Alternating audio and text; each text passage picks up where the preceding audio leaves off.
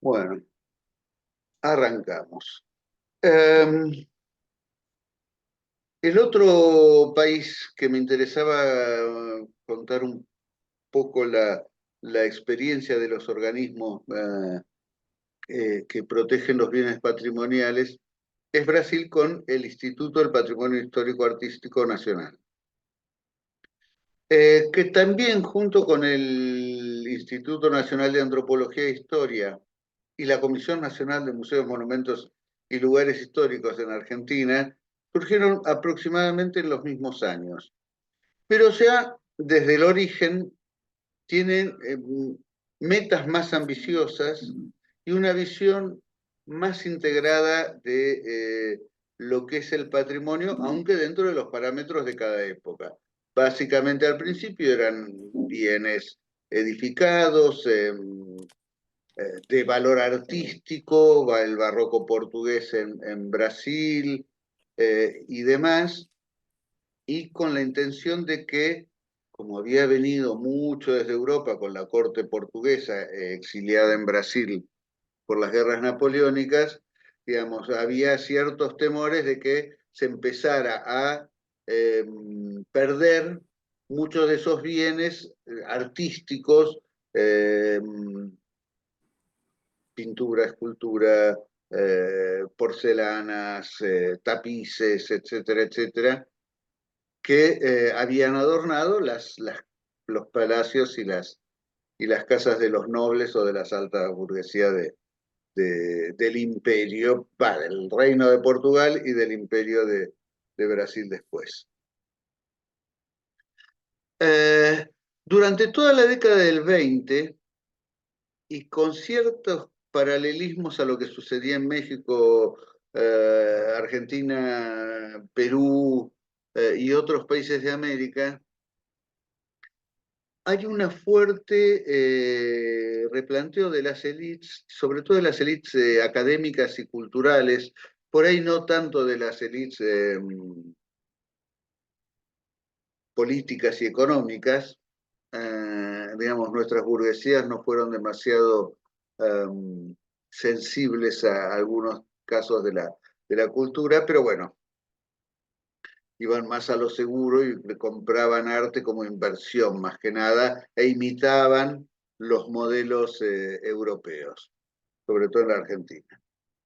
Eh, el poeta Mario de Andrade, que hablaba de que era un icono de la Semana del Arte Moderno en Sao Paulo, Mario de Andrade, una serie de personajes, se los voy a dejar, generan un debate sobre esto, la cultura brasilera, la valoración de la cultura brasilera, la complejidad de la cultura brasilera.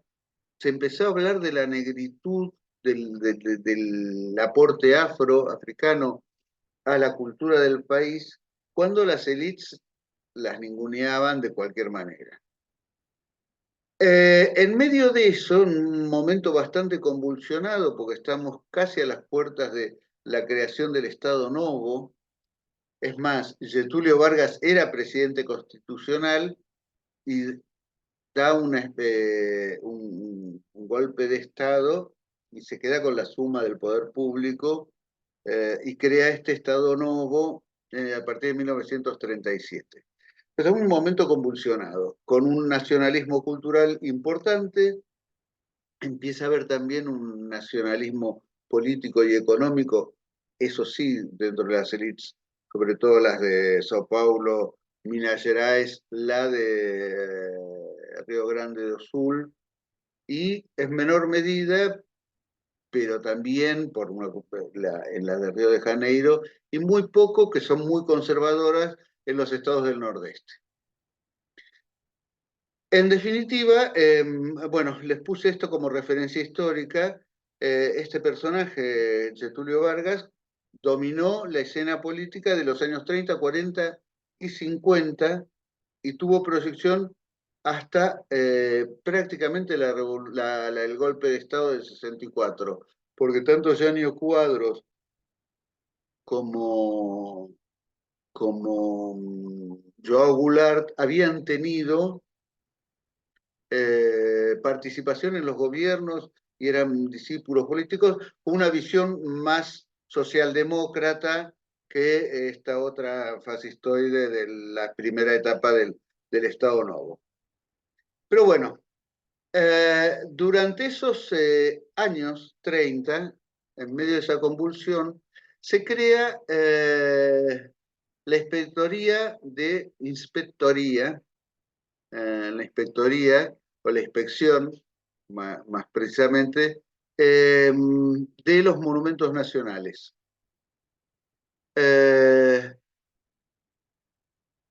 Y justo en el proceso casi en paralelo, pero unos meses antes, se decide declarar la ciudad de Ouro Preto, la antigua capital de Minas Gerais, la gran ciudad del ciclo del oro de Brasil.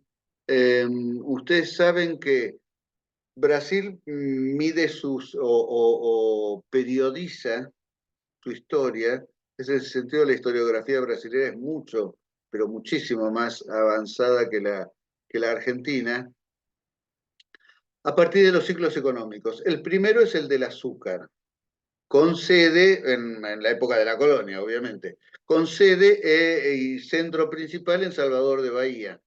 Por eso es la gran ciudad barroca.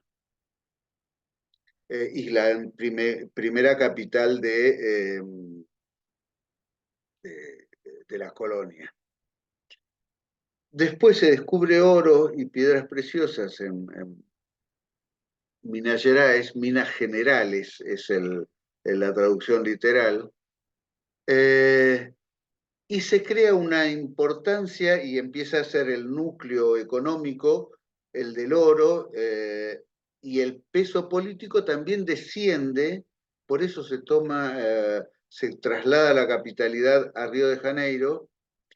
El centro económico pasa a ser Minas Gerais, y la ciudad de la Vila Rica, se llamaba originalmente, después Ouro Preto, pues parece que después apareció petróleo, café, una cantidad de otras cosas que fueron cambiando el nombre. Es la gran ciudad del barroco tardío de Brasil, junto con otras más pequeñas, que son todas las ciudades históricas de Minas. Y en el año 33, con la creación, o prácticamente con la creación de esta inspectoría, de esta inspección, eh, se declara monumento histórico a toda la ciudad de Ouro Preto. A fines del siglo XIX, la capital se había trasladado a un lugar más favorable, pues muy escarpada la zona. Si alguno la conoce, puede dar fe de la llegada por las rutas, imagínense, en el siglo XVIII era muy complicada. La accesibilidad de la nueva capital, Belo Horizonte, es mucho más lógica y más adaptada a los medios de transporte modernos, el ferrocarril, después el automóvil, etc. Entonces quedó como al margen, después, y prácticamente congelada en la imagen que había tenido durante el siglo XVIII y el siglo XIX. Aparece también acá la valoración de un personaje extraordinario que fue el Aleijadinho, que se sabe muy poco de su vida. Algunos dicen que era mulato esclavizado, pero sí se supo que tenía lepra y que el tipo esculpía, se hacía atar los instrumentos para cincelar y para picar la piedra en las manos, porque prácticamente no las podía usar, le faltaban dedos. Era un personaje muy particular y su obra es soberbia, de una calidad y de una singularidad muy impresionante. Yo tuve la oportunidad de conocer hace varios años y realmente es muy interesante. Pero bueno, fíjense que ellos, la primera declaratoria es una ciudad, o una de las primeras declaratorias es una ciudad histórica completa. Por supuesto, con los criterios estos de singularidad histórica, artística, las iglesias rococó. En Brasil hay un rococó muy parecido y muy cercano al europeo, eh, y cosas que no ha pasado ni en México ni en Perú, que es el barroco más tradicional. En Buenos Aires hay algo de rococó en la época de la colonia, pero más que nada en los retablos y en algunos detalles eh, de las principales iglesias, San Ignacio, la catedral y demás. Bueno, con la creación de la inspectoría se pone esto en el Ministerio de Educación y Salud, era en principio, que dicho sea de paso, tiene un edificio notable, uno de los primeros edificios modernos, siguiendo los lineamientos de Le Corbusier en América Latina, desde el año 37, creo que se inaugura sobre el 40, no me acuerdo ahora exactamente, pero es un edificio en altura, con fachadas de vidrio de un lado y del otro lado con parasoles, por imagínense el clima de Río, planta baja libre, es un edificio notable, que encima se declara monumento histórico en los años 40. O sea, tuvieron un criterio de valorar desde las élites, incluso en un estado bastante, muy autoritario y fascistoide, como les digo, eh, de valorar un espectro muy amplio de bienes para considerarlos patrimonio cultural de el país. Entonces les decía, una de las funciones de la inspectoría era evitar la exportación a mansalva de bienes, sobre todo los de origen colonial, que eran notables. Tiene buena arquitectura después en el Imperio, en el siglo XIX y demás, pero lo más valorado eran las antigüedades del siglo XVII y XVIII. Ya en el 36 se crea el Servicio del Patrimonio Histórico Artístico Nacional, eh, y bueno, primero se lo da a conocer, se lo crea, se lo empieza a organizar y se instituye por decreto ley el 30 de noviembre del 37. Aún en esa situación política tan compleja, colaboraron muchos de estos artistas modernos. Pues ya les digo, el derrotero de Getúlio Vargas fue de un presidente constitucional que surge de la caída de lo que se llamaba la República Vieja, la República Bella, eh, o la República del Café con Leche, porque eran básicamente monopolizadas por las élites de Sao Paulo, café y leche, la ganadería, que en ese momento era la actividad principal en Minas Gerais. Esa, esa república cae, se crea una nueva y después, a muy poco tiempo, se instaura este Estado Novo. Tuvo varios nombres, pero ya les digo, colaboraban como Mario de Andrada, Manuel Bandeira, Alfonso Arinos de Melo Franco, que este no lo tengo muy claro, pero el historiador Sergio Buarque de Holanda es el padre o el abuelo de Chico, porque es una familia de intelectuales de Chico Buarque, y el arquitecto Lucio Costa, que es el que diseña ese edificio del Ministerio de Educación en Río de Janeiro cuando era la capital. Bueno, cambio en el 46, después de caído el Estado Novo, Departamento de Patrimonio Histórico Artístico, Dirección del Patrimonio Artístico, hasta que se transforma en el Instituto. Tiene algunos cambios después. Hay una Secretaría del Patrimonio Histórico Artístico durante la dictadura, la Fundación Promemoria, que esa no tengo muchos datos de cómo funcionó.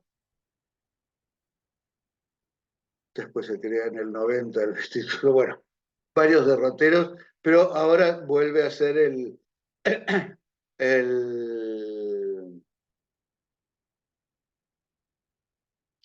el instituto a partir del 2000. que es muy interesante también, una cosa que acá lamentablemente no pasó. El primer presidente del Servicio Nacional duró 20 años, con técnicos que se iban renovando y demás, pero se lo consideraba un organismo que estaba fuera de lo partidario y fue respetado hasta el año 60, del 30 y pico, hasta el 60 fue, o sea, casi 30 años, 25 por lo menos fue el mismo, que está por ahí el nombre, ahora se me fue. A partir del 2006 se cambia la dirección, después de varias, ¿no? Entrada el arquitecto Luis Fernando de Almeida, que dirigía el programa Monumenta, y ese programa pasó a ser integrado al IPAN. Lo que no tenía en claro mucho, y bueno, lo digo así, es que se abren los museos, o por lo menos una serie de museos en el país, en este Instituto Brasilero de Museos, IBRAM, que tengo que estudiar un poco mejor qué fue lo que sucedió y después cualquier cosa se los cuento. Eh, Aparte, a partir del 88, que se reforma la Constitución después de la dictadura, después de la transición, la Constitución en Brasil se puede ir reformando por adendas, parecido a la norteamericana, que siguen un proceso, pero no es tan complicado como la Argentina, que solo eh, se, se, se puede declarar la necesidad de la reforma por 2/3 de las dos cámaras del Congreso y hay que llamar sí o sí a una asamblea constituyente. Acá se declara la necesidad, se van reformando y se somete según la gravedad o la importancia de la reforma a referéndum o no. La definición de patrimonio que tiene la Constitución vigente en Brasil, que es la del 88 con varias reformas menores, eh, fíjense que es muy interesante porque define el patrimonio cultural a partir de sus creaciones científicas, artísticas, tecnológicas, obras, objetos, documentos, edificaciones y demás, perdón, está mal traducido, porque lo fui traduciendo del portugués, y demás también es demasiado y se ve que lo tomó o el corrector o el traductor mal. Destinados a las manifestaciones artísticos culturales de los conjuntos urbanos, casa de campo de valor histórico, paisajista. Es mucho más abarcativo y después se fue incorporando mucho los bienes, aunque están presentes, porque cuando dice artísticas no dice de las artes plásticas.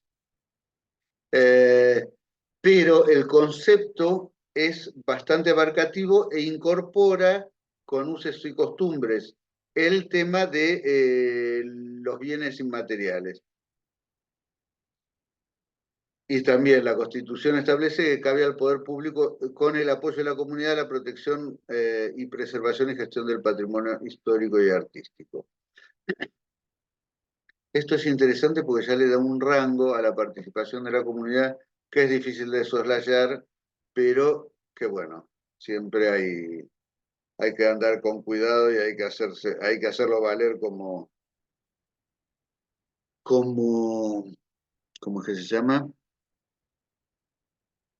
Como sociedad, como ciudadanos, hay que hacerles recordar a los gobiernos que esto tiene que pasar. Es muy impresionante la complejidad de los organismos de patrimonio, tanto del IPAN como del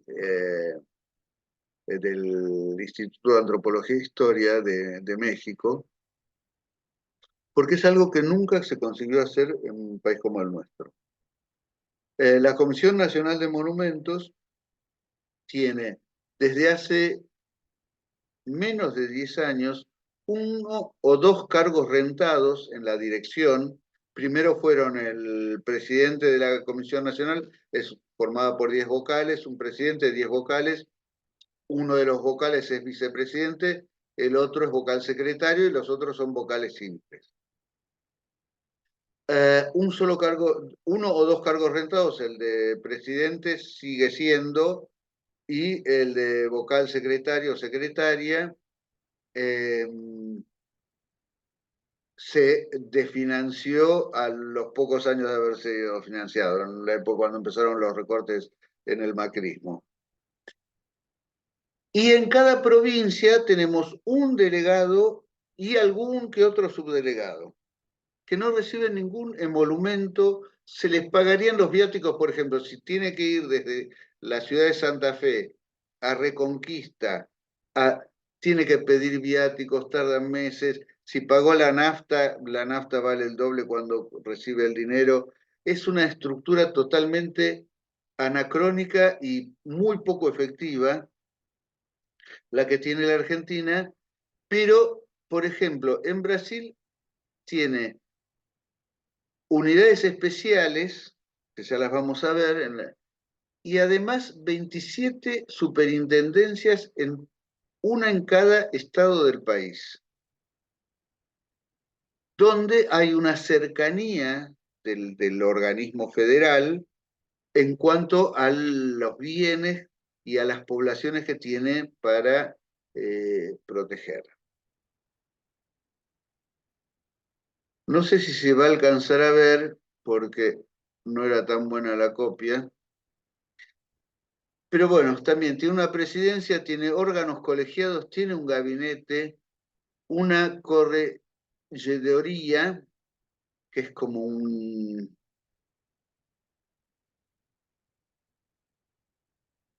No me sale el nombre, ya me voy a acordar.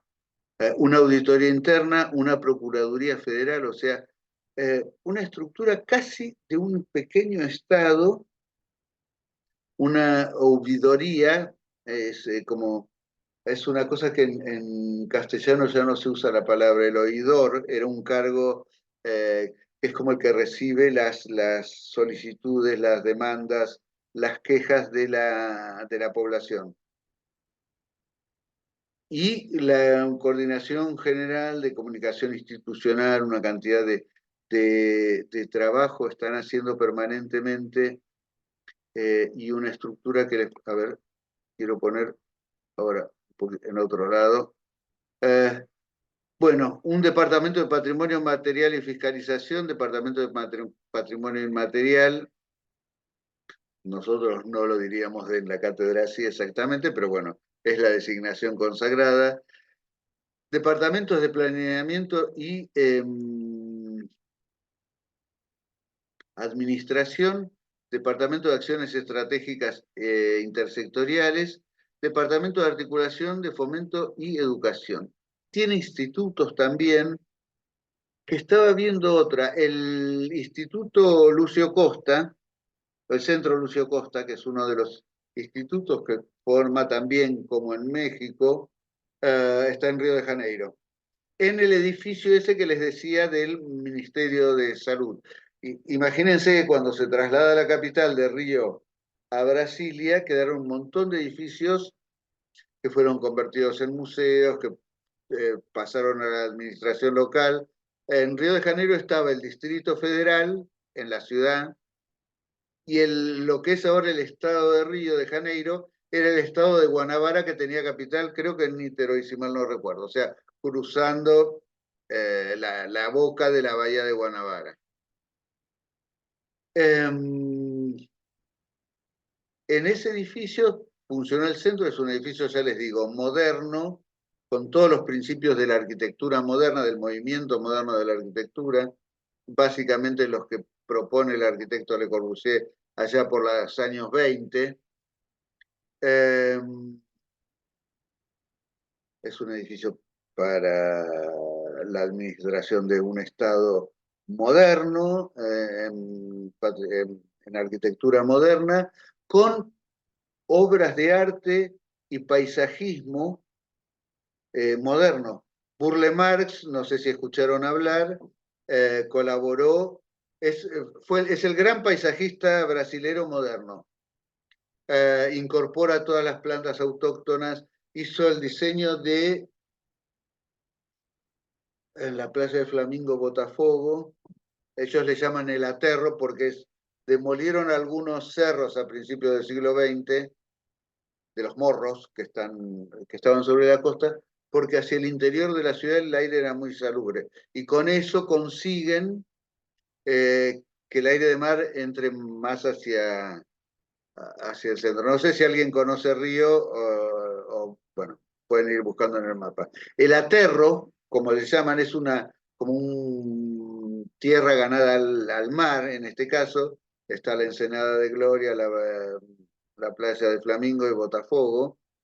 Está diseñada por este hombre y es una maravilla del diseño de jardines. Eh, es un edificio que tiene terraza, jardín arriba de parte de los techos, que ayuda mucho a conservar la temperatura y a temperar los climas muy extremos como el calor de Río. Bueno, una serie de cuestiones y que se nombra eh, monumento nacional, ya le digo, en la misma década de los 40, estando Lucio Costa vivo y todos los arquitectos del equipo vivos. No sé si fue para autocomplacencia, porque también colaboraban algunos eh, con el, con el IPAN, en ese entonces Servicio del Patrimonio Histórico Artístico, pero son reconocimientos que acá en la Argentina no llegaron sino hasta los 80, prácticamente. Recién en los 80 se empezó a valorar como patrimonio la arquitectura moderna. Qué sé yo, la casa sobre el arroyo en Mar del Plata se declara a principios de este siglo, fines del siglo de los 90. La casa de Le Corbusier en La Plata, la casa Curuchet, no es la casa de él, sino proyectada por Le Corbusier en La Plata, la única en América Latina, eh, se declara también fines de los 90. Eh, Otros edificios, yo no tengo presente, pero en general se demoró mucho en reconocer valores para otros bienes que no fueran aquellos que se consideraban los fundacionales de la identidad argentina y todo eso. Eh, bueno, funcionó este Centro Lucio Costa y para ver la barbaridad, durante el gobierno de Bolsonaro se salió a la venta. Era como un inmueble que ya no tenía uso, como lo que hace la AVE, como lo que se hace en cada tanto acá, que bueno, este inmueble, ¿cómo es que se dice? Está sujeto a privatización o a la venta porque dejó de tener un uso para el Estado. No me acuerdo, que hay una frase. Eh, Resulta que también la comunidad, los arquitectos, intelectuales, desde varios puntos, hasta los jueces le prohibieron al gobierno de Bolsonaro que vendiera eso. Ahora está en un proceso de restauración, pero no se sabe. El centro Lucio Costa está funcionando en otro edificio. Ahora no se sabe qué va a pasar. Pero bueno, esos centros tienen maestrías y formaciones específicas de distinto nivel, o sea, tiene una actividad académica enorme. La Comisión Nacional de Monumentos, les cuento, tiene un terciario, que es la Escuela Nacional de Museología, aunque ya no tenemos que ver con los museos, pero seguimos formando profesionales y durante mucho tiempo fue los docentes, yo trabajé varios años, trabajábamos gratis. Yo lo único que conseguía era estar menos horas en la oficina porque compensaba con eso. Pero es muy tremendo que no haya profesionalización de los organismos culturales en general y más de otros, cuando exigen tanta formación permanente. A ver, ¿qué pasa que no pasa? Ahí está. Ah, no. No, se quedó ahí. Pensé que había conseguido meter alguna otra cosa más. Pero bueno, los presupuestos son siderales para lo que nosotros consideramos. Ah, la capacidad de gestión que te da esa posibilidad de utilizar presupuestos también es muy grande y es tan profesional que, por ejemplo, para el año 23 iba, pero no podía acomodarlo en una diapositiva de un Power. La ejecución del presupuesto, yo no me acuerdo si eran 500 millones de reales, que de todas maneras ya perdí mucho la relación entre el real y el peso, no me acuerdo cuánto está. Y ellos hablan solo en reales, nunca pensaron en dólares, por ejemplo. De esa asignación presupuestaria por parte del gobierno federal, tiene algunas tasas que van hacia el IPAN, pero no pude encontrar todos los detalles porque van cambiando, se van ajustando de acuerdo a las épocas, a ciertas condiciones. Del presupuesto asignado para el 2023 se ejecutó el 95% o 96% de todo el presupuesto asignado.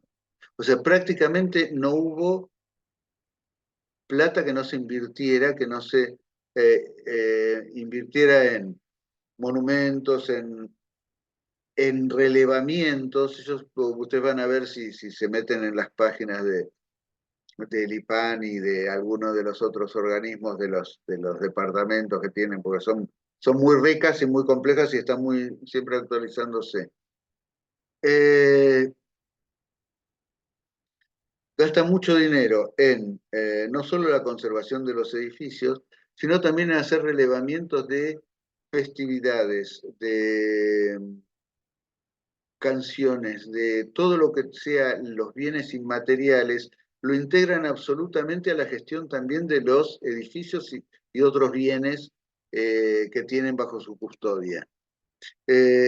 Si está declarado un teatro, no es solo la arquitectura lo que se valora y se conserva, sino que se ven cuáles son las representaciones, toda la inmaterialidad que habitan los edificios, leyendas.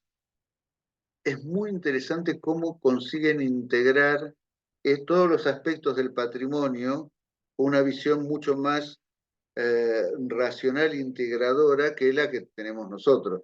Nosotros tenemos un Instituto Nacional de Antropología, que básicamente hace arqueología y está concentradísima en el noroeste, con algunas cuestiones en Cueva de las Manos y demás. Tenemos la Comisión Nacional de Monumentos, que perdió la superintendencia sobre los museos allá en los años 80. Tenemos institutos históricos, una visión historiográfica espantosa, porque siempre se centra en un personaje, en los acontecimientos que están vinculados con ese personaje, las efemérides famosas que nos atosigaban en la escuela cuando éramos niños, pero no analizan procesos históricos. Como digo, si yo tengo que valorar un bien que me viene del pasado, tengo que saber por qué existe, por qué por qué el pueblo originario tal, hace esta ceremonia. Entonces yo tengo que integrar antropología, arqueología en su caso, historia, todo para poder dar cuenta de por qué podemos valorar determinados bienes como patrimonio. Y esto en la Argentina lamentablemente es la antítesis de todo lo que habría que hacer en una gestión más o menos integrada. En realidad no trabajan interdisciplinariamente, ¿no? No, Acá no se no, trabaja de esa manera. no, porque tenemos Claro. una Dirección Nacional de Museos. Están todos Ahora es separados. Subsecretaría de Patrimonio con Dirección Nacional. Hay una Dirección Nacional de Sitios y Bienes Históricos, que no Claro. sabemos qué diferencia podrá tener con Una la de otra. otra, claro. Y nada tiene presupuesto. Los sueldos deben ser. Sí, Sí, pero es patético. La verdad es que claro. Yo, Sí que es patético. Uno sí, se ríe, pero no es para reírse. comentando con compañeros de trabajo, como cuando tenía más relación con estas personas que estaban en política cultural y cooperación internacional, cuando contaban los encuentros con los pares del Mercosur, no estamos hablando de países europeos que tienen mucha disponibilidad de dinero para cultura Sí, y demás, realmente las posibilidades de gestionar. Ah, y otra cosa, nosotros para restaurar o intervenir en edificios de valor histórico declarados por la Comisión Nacional, le tenemos que pedir que intervenga a lo que era el Ministerio de Obras Públicas, donde está la Dirección Nacional de Arquitectura, que recién hace 8 o 10 años tiene arquitectos especializados en restauración de edificios históricos. Entonces estamos realmente muy mal en comparación con otros países. Es muy difícil plantear una política decolonial desde una cultura vaciada. Bueno, en este momento ya es, porque me parece que el Estado está proponiendo precisamente la vuelta a la colonia. Eh, pero aún en cualquiera de todos los gobiernos progresistas, más o menos, liberales, populistas, o como los querramos llamar, de varios signos, eh, la atención a la política cultural fue bastante escasa, qué sé yo, salvo la creación del ministerio. Fíjense que tenemos Ministerio de Cultura en 2010, 2011. Duró hasta el 18, volvió en el 19, 20, y duró los 4 años de Alberto Fernández, y ahora vuelta a ser subsumida en la anomia y en un superministerio que no se entiende bien qué es lo que pasa. claro, además no Pero, tiene una continuidad. ¿eh? Al no haber una continuidad también es muy desprolijo, ¿no? Eso que decíamos, si son organismos técnicos, deberían estar conformados por Claro, especialistas. sí, sí. Les decía lo de los institutos históricos acá. En México es un gran Instituto Nacional de Antropología e Historia donde la conservación y el aprendizaje de las disciplinas que son necesarias para conservar sitios arqueológicos, edificios históricos, objetos museológicos y demás, papel. Nosotros no tenemos bajo la égida de cultura el Archivo General de la Nación. Claro. La situación del panorama y La verdad que nunca es nadie se lo terrible. planteó. Claro. Yo me acuerdo que como dirigente local, delegado general de Cultura, a Nun, al que fue secretario, el segundo secretario después de Torcuato Di Tella de Kirchner, le dije, usted sabe que yo estoy convencido de que si Perón hubiera aparecido ahora, pediría a la Secretaría de Cultura. El tipo me miraba y dice, ahora estamos en un proceso donde lo que tenemos que hacer es ganar una batalla cultural. El peronismo, con todo lo que yo puedo criticar de todo el proceso, no, eh, digo, me parece que tiene ciertos límites, pero hizo una transformación muy grande, incluso cultural, pero la hizo desde otros lugares, porque la Secretaría de Cultura siguió teniendo y sosteniendo el mismo concepto de cultura que tenían los conservadores 10 años antes. No modificó nada. Fíjense que, por ejemplo, los nombres de las líneas de ferrocarril nacionalizadas son los próceres de la República Conservadora, desde Claro, Rojas Mitre. claro, siguen llamando, sí, es verdad. Claro. Pero las transformaciones culturales las hizo desde otros lugares. Desde la Fundación Eva Perón, desde montones de lugares. Desde la radiodifusión. y trayendo la televisión a la Argentina, digo, y en ese momento, que estamos hablando de 2005, hubiera sido muy interesante hacer un trabajo cultural para profundizar en todo caso una transformación que no se dio, porque la verdad es que tanto el director nacional de museos de ese entonces era un conservador y un liberal insufrible, Américo Castilla, que puteaba al Estado y consiguió meter a toda su gente en el Estado a través de concursos que si bien no estaban digitados, pero eran muy difíciles porque aparte les pagó con dinero de la Fundación Antorchas, no, Antorchas es, sí, la Fundación Antorchas, formación a mucha de su gente y cuando ya la formó, como para que le devolviera, después sale Antorchas, no existe más, había creado una fundación TIPA, se llamaba, con Y, y la Fundación Antorchas la absorbió la Universidad de San Martín, Universidad Nacional de San Martín, que era la que, no, perdón, la Tareas, que era la que hacía restauración, por ejemplo, restauraron los cuadros, eso sí es importante, Los Ángeles Arcabuceros de Uquía. Pero era un tipo que después dejó a toda su gente en la estructura del Estado, algunos profesionales valiosos, pero con una visión siempre muy proeuropea, formados en universidades del norte, de Austin, Texas, de Lo varios. que sería una visión eurocéntrica. Totalmente, Sí, sí. euronorcéntrica, como dice Ochi. Euronorcéntrica, ahí está.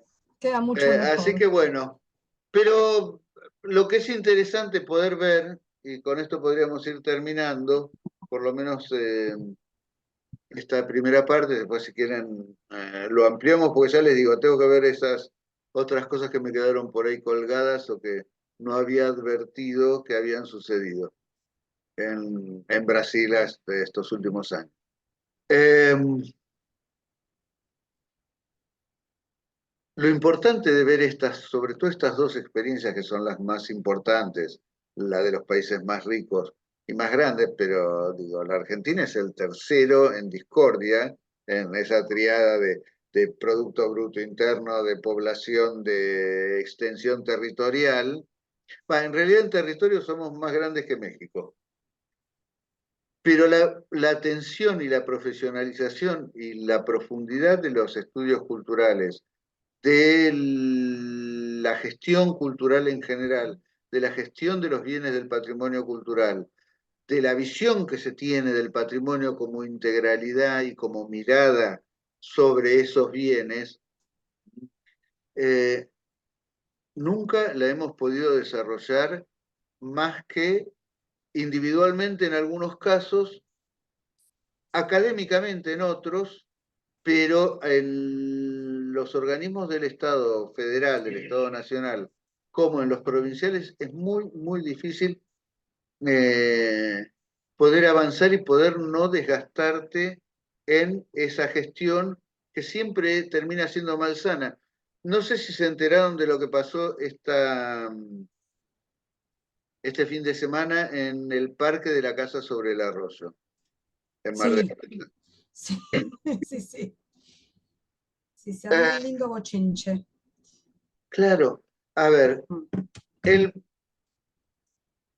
la casa sobre el arroyo está en un terreno muy grande, que es toda una zona que se conserva con grandes extensiones de tierra, eh, arboladas, obviamente son especies exóticas.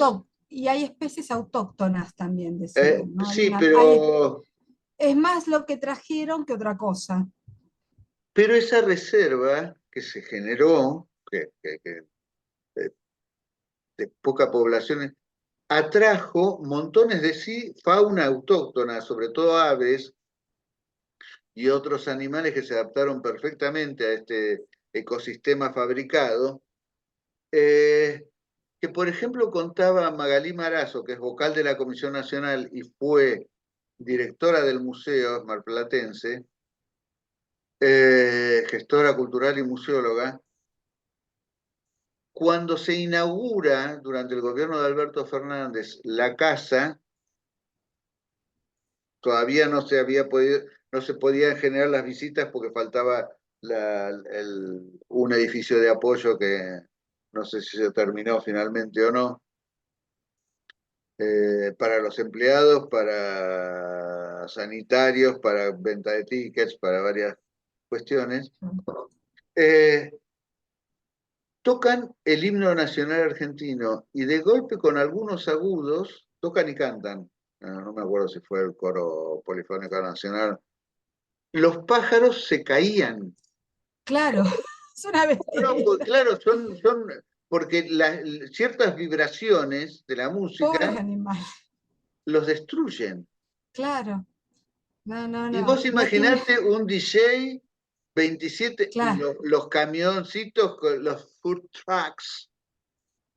Bueno, y si buscan a un tal Abramovich, no me acuerdo el nombre, que era un secuaz de Montenegro cuando estuvo acá de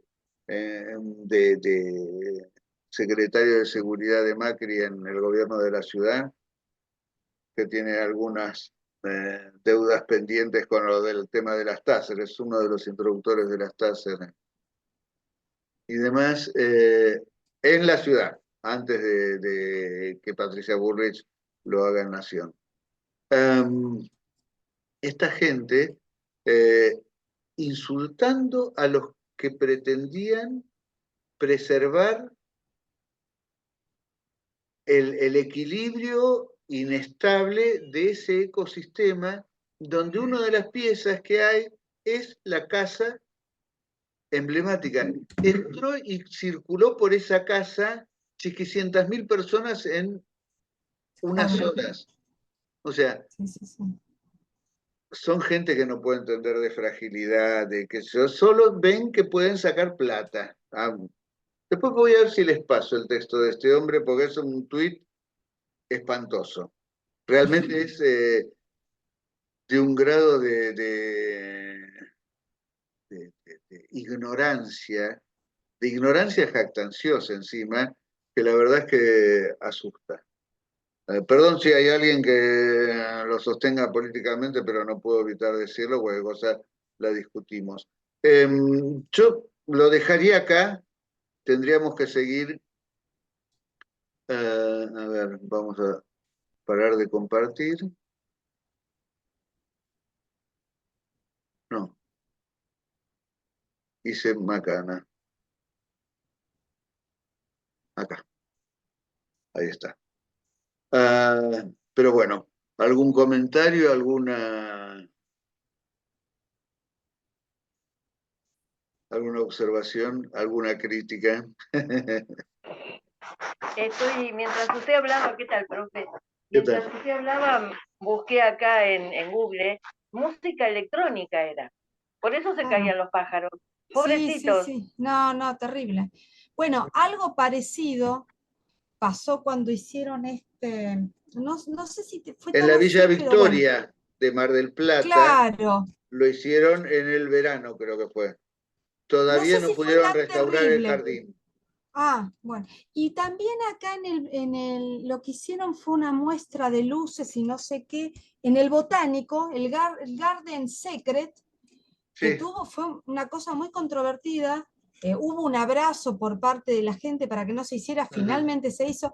Yo me horrorizaba porque todo el ecosistema que tiene el botánico, que es muy particular, bueno, yo me imaginaba, a mí me gusta mucho la observación de pájaros, ¿no? Me imaginaba los pajaritos, las mariposas, todo iluminado en el medio No, de la no, sí, noche. sí, sí. No, no, no tienen cabeza, pero bueno, El tema digamos que de la iluminación, cuando es también tiene mucho, excesiva, claro, altera los ritmos de los animales, viven, se mueren. claro, porque aparte continúan con su ciclo diurno, por ahí Claro, no pueden, 24, ¿qué es exactamente, no pueden parar, lo que hacen claro, en los criaderos de gallinas, de gallinas, sí, que también hay la todo cosa de los una, huevos y o demás? sea, Les tienen la luz prendida 24 horas por 24 horas, el ciclo vital se les acorta a la mitad, el claro, estrés es feroz, Yo no soy vegano, pero realmente comer, Un animal así, claro, claro. no, porque No tiene que ver digo, con el veganismo eso. claro, no, es fe- a ver, la cultura nuestra de hoy día, la dominante, es feroz, porque Sí, todo tiene que sacar precio, todo tiene que sacar excedente, producir ganancia, producir ganancia, producir ganancia. Eso que los capitalistas dicen que es tan maravilloso, está destruyendo la vida. claro. Y lo que me parece que tenemos que tratar de proteger no es una casa bonita o un jardín de rosas. Es la vida, porque en definitiva eso, ese entramado que tuvo un cierto equilibrio hasta el siglo XIX, aceleradamente se fue destruyendo, digo. Claro. No es solo la producción de carbono CO2, ¿no? La que está generando los gases de efecto invernadero, sino el petróleo, porque hay mucho desperdicio, sobre todo de metano, y el metano es un gas invernadero más difícil incluso de combatir y de desarmar, porque digamos, si uno pudiera bombardear al carbono o al dióxido de carbono, el CO2, y separar la cosa, la molécula, llueve carbón, se fertiliza la tierra, estaría bueno. Pero el metano, que es carbono e hidrógeno, nada más, queda ahí haciendo una especie de film donde la energía del sol entra pero no sale. Entra pero no sale. Y el calentamiento global es un hecho. Eh, las inundaciones en el sur de Brasil. Bueno, ya lo estamos viendo, claro. Así que bueno, el tema son los bienes comunes, ¿no? Y de eso se trata un poco. El entramado entre la cultura y la naturaleza fue el sostén de la vida humana durante milenios. Llega un momento en que se empieza a romper, pero sobre todo si nosotros decimos, no es que yo fabrico una tela, le saco la lana a una oveja, una llama e hilo, aunque sea de manera industrial, una cosa para ponerme. Pero yo tengo que cambiar el poncho todos los años porque el poncho del año pasado ya pasó de moda. Claro. Sí, el Y el tema del año que consumo viene ya no voy a tener que fundamentalmente. usar poncho, sino voy a tener que usar otra cosa o lo que fuere. O una campera o un... Ah, pero este es verde. El desierto de Atacama, al norte de Sí, Chile, se está convirtiendo en un basurero infame claro. de la famosa moda rápida. Mm. Eh, entonces, me parece que es interesante eh, poder tener esa visión integral y gestionar el patrimonio es no solo, vuelvo, conservar una pequeña porción del paisaje y el resto se lo dejamos a la soja, no, es no plantar más soja transgénica. Estamos Claro. comiendo trigo modificado Trigo, genéticamente sí, sí, sí. y resistente al glufosinato. Somos conejitos de India, todos nosotros. Y la mayoría, por lo menos yo estoy, por ejemplo, a la vejez viruela con intolerancia, no soy celíaca, pero soy intolerante al gluten. Y me explicaba la nutricionista que es debido a todas las modificaciones genéticas que le hacen al trigo. Y no soy la única, ella estuve hablando con varios con el mismo tema. Sí, sí, O sea, a ver, nos están enfermando en realidad. totalmente. Y creo que cuando hablamos de patrimonio tenemos que hablar cada vez más insistentemente de eso. Es el agua en la cordillera, en Famatina, porque digo, en Hachal,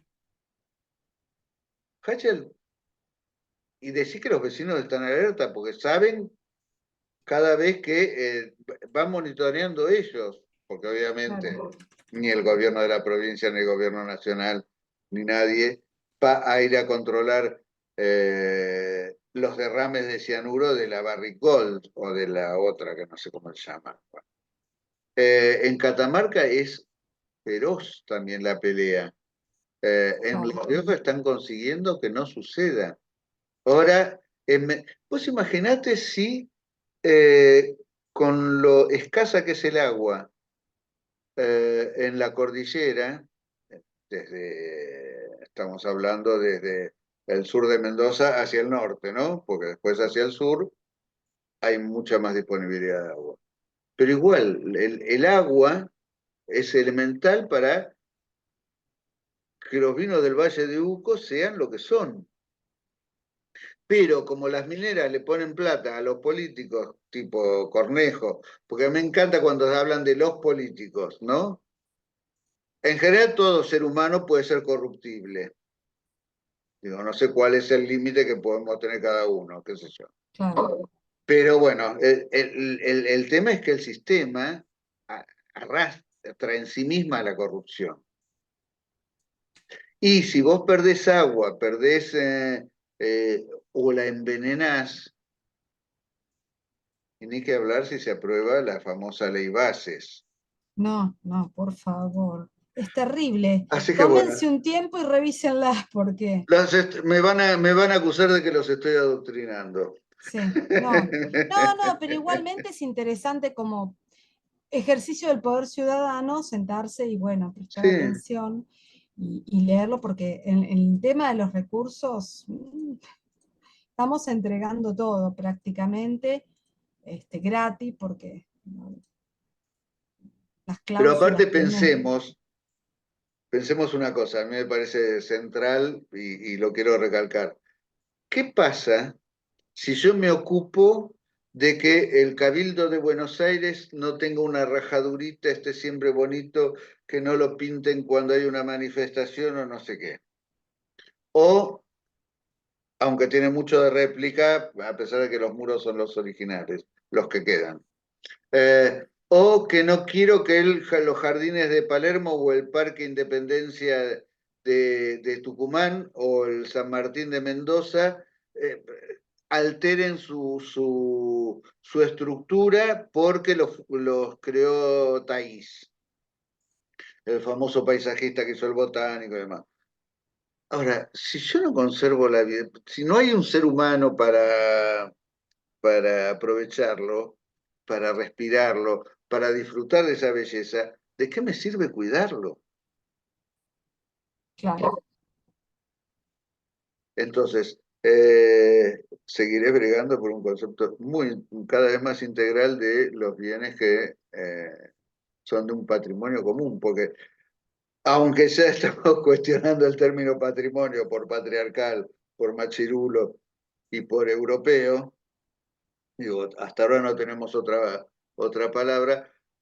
Los ingleses usan heritage, que es herencia, que de alguna manera es eso, es algo que recibimos y que aprovechamos y que podemos legar a los que nos siguen. Ahora, si destruimos todo lo que lo sostiene, ¿para qué vamos a conservar la joya de, qué sé yo, un arito de la abuela?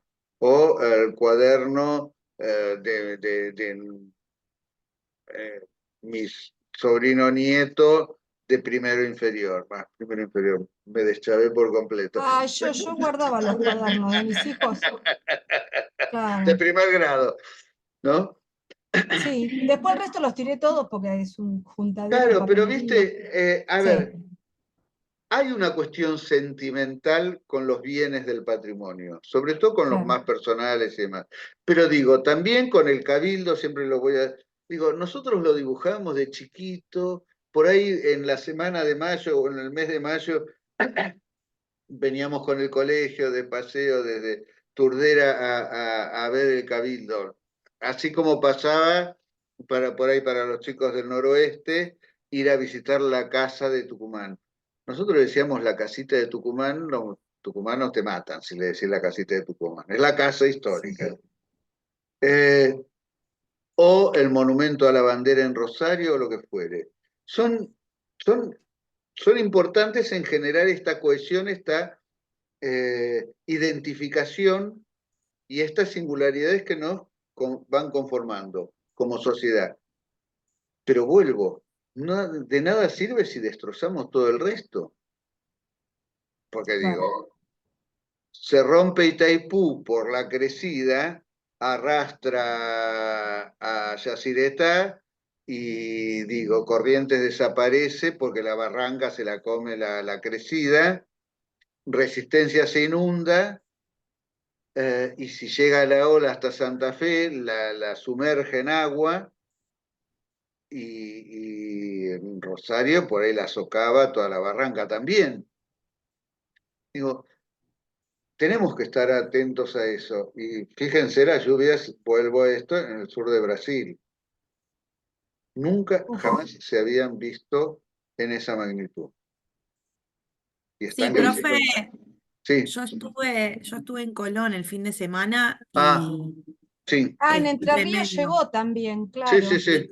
Con, Concordia también, no fui a Concordia, pero y después fuimos a San José, que si bien todo el arroyo, el río, ellos les da como un balneario, no al centro, digamos, sí, sí, de sí. la ciudad, pero está la mitad del camping está todo tapado por agua Sí, sí, sí. En y Gualeguaychú está Colón pasando algo siempre similar, más al sur todavía. Mm. todo. Todo el parque y la zona de los balnearios está tapada de agua. eh, y digo, supongamos, tenemos ahí, no sé, en Gualeguaychú hay el teatro, pero bueno, es en el centro. Pero en serio, cualquier edificio que nosotros tenemos registrado como patrimonio, con esas cuestiones se puede perder todo, más allá de la vida humana y de un equilibrio vital que sostiene también la vida humana. Así que bueno, eh, te tengo que pasar lo de la declaratoria. Gracias. Vamos a parar